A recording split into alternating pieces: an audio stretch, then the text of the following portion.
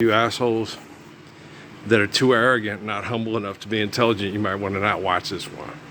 Okay, you might just want to, I don't want to listen to this motherfucker, you made me mad. You made me mad. Lim Allen, when I wrote down the parable of Juan and Jesus in Sierra Vista, okay, he didn't read it. He read the first page, said it was going to upset him too much, and he didn't read it. Okay? I sat down and wrote a prayer of a perception of the spirit of the eternal life of Adam, Moses, David, Jesus, John. And he read the very first page of that prayer that I wrote down in Sierra Vista that Jesus told me to write my whole life. And he put it down. He couldn't read it. His mom and dad were deacons in their church, had the Gospels all figured out. Lim Allen wouldn't read it. Said, did you read it? He goes, no, I read the first page and I put it down. I couldn't read it. I was like, what? The first page is the introduction to how good it's going to be. He put it down. I couldn't read it. That stuff gets him too upset. All right?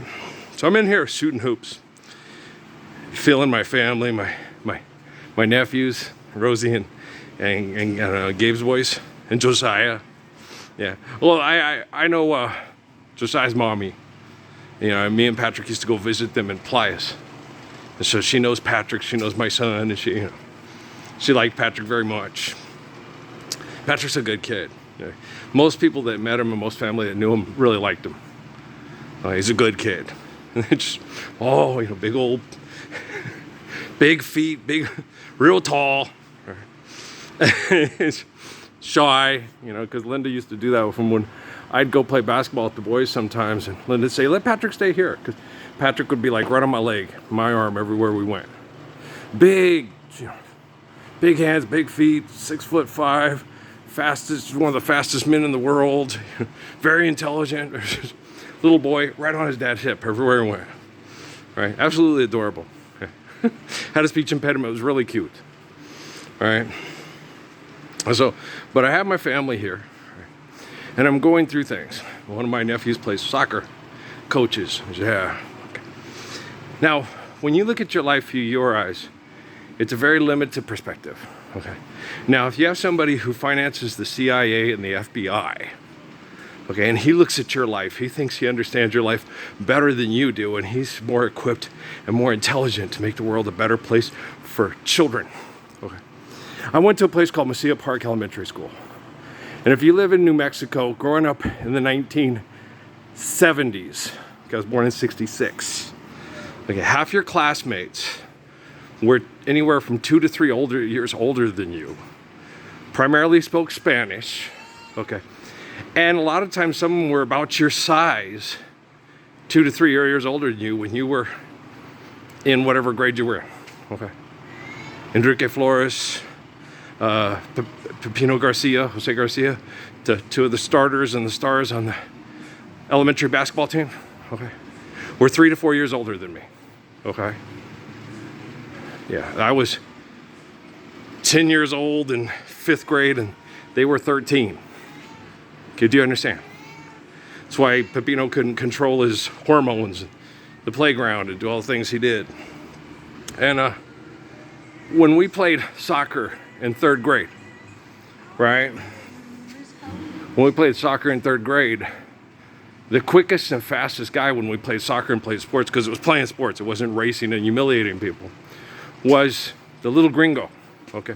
I could take the ball and I could kick it to myself and they would try to get at it and I could just leap over their tackle attempts and just keep going, catch the ball and pass it to my teammates, So I was very unselfish, but I was very talented, very good. Doing whatever the coach said, right? And I always thought Coach Schul was this real great guy, and Rockefeller hated him. Okay, he's typical fucking coach, typical asshole, say all the right things in front of the kids, and then do anything to win, and tough up kid, right? So when I would get fouled, there's no red cards or yellow cards or sit down, you Pepino, Enrique, you take a timeout. Or any of those other kids, or the Vias boys that would come in and slant. When you get somebody and you kick them in the shins with your foot, okay, the top of your foot, okay, their shin's gonna move and give way, and it's gonna hurt them a lot more than it's gonna hurt you.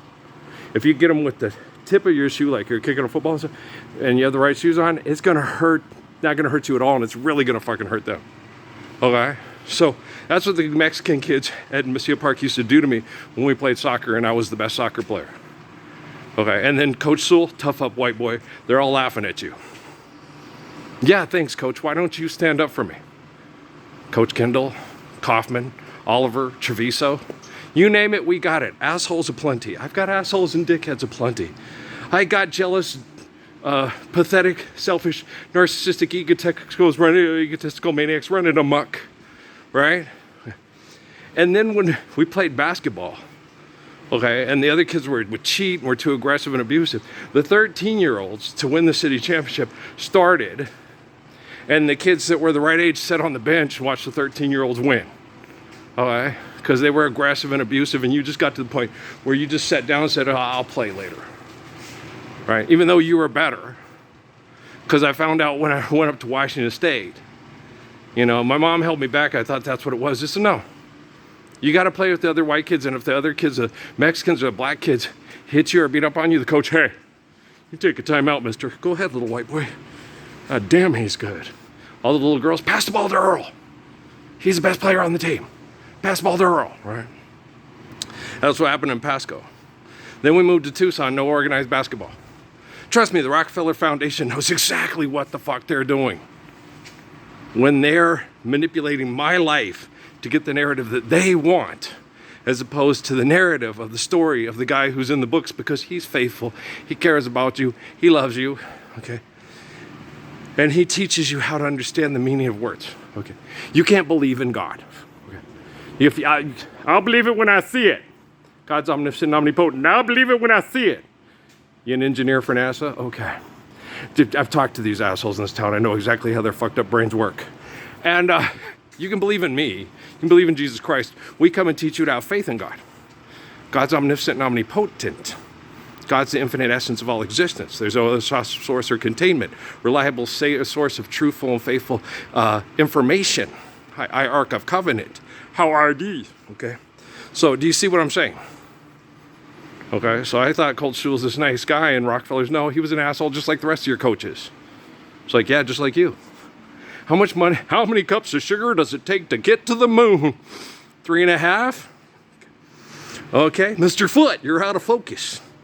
And I was in there watching some of the stuff my dad records, this flying Alaska thing with these little half Inuit girls with the mean old dad. No, God damn it, you're doing it wrong. No, but Dad, this is the first time I've ever done this. Could you talk me through it a little bit better? You're gonna have to do it when I'm not here. Okay, but walk me through it and talk me through it exactly the first time. Okay. So I don't spill the jet fuel all over the ground and get it all over my clothes. Okay? It's not trial by fire. Nobody's shooting at us, Dad. This isn't the Civil War. But the little girl didn't say that. She said, I just learned better by watching my dad than him instructing me, because he gets mean and abusive. It's like, yeah, Mom, go work with Dad on the truck. Mom, you go work with Dad on the truck. That's it. Give me the Hubble Hobble wrench. The Hubble Hobble wrench?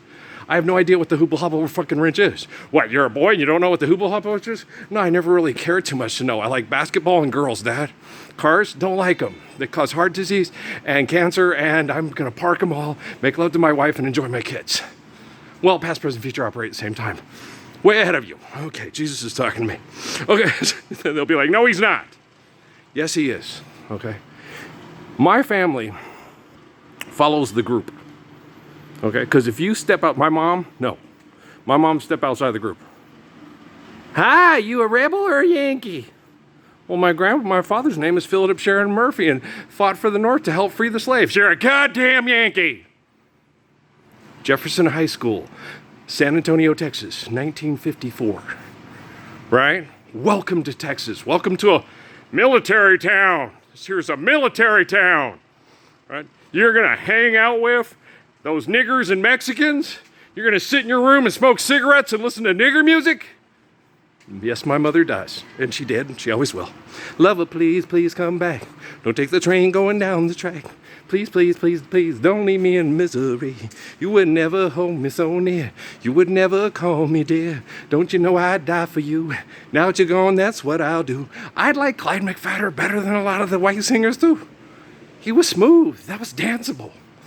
Right? Tony Williams, oh my gosh. Gorgeous voice. The Flamingos. Sam effing freaking Cooke. Okay.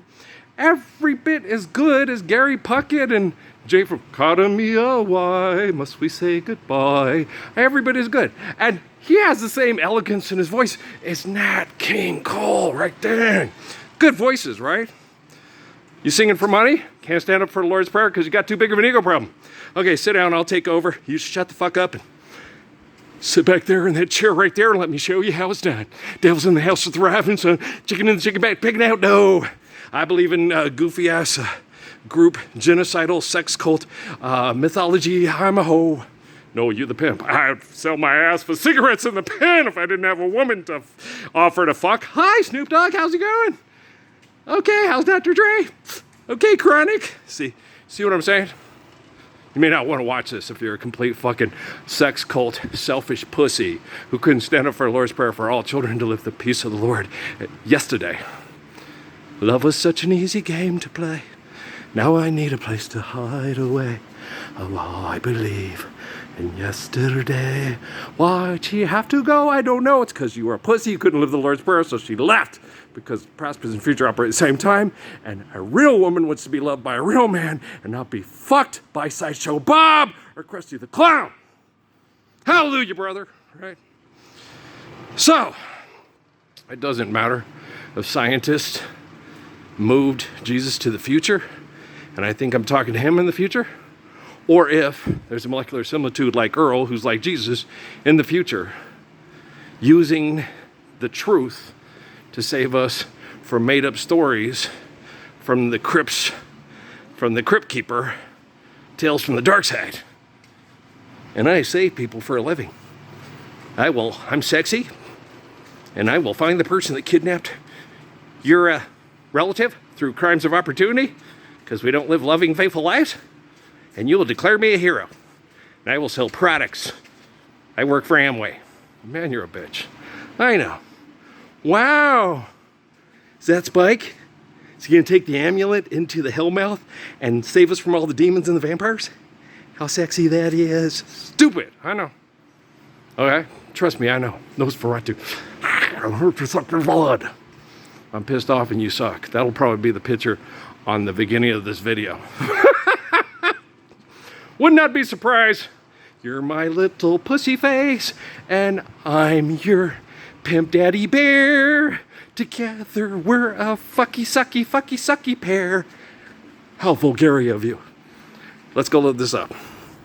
Earl, you're absolutely gorgeous. Obviously, we are what we do.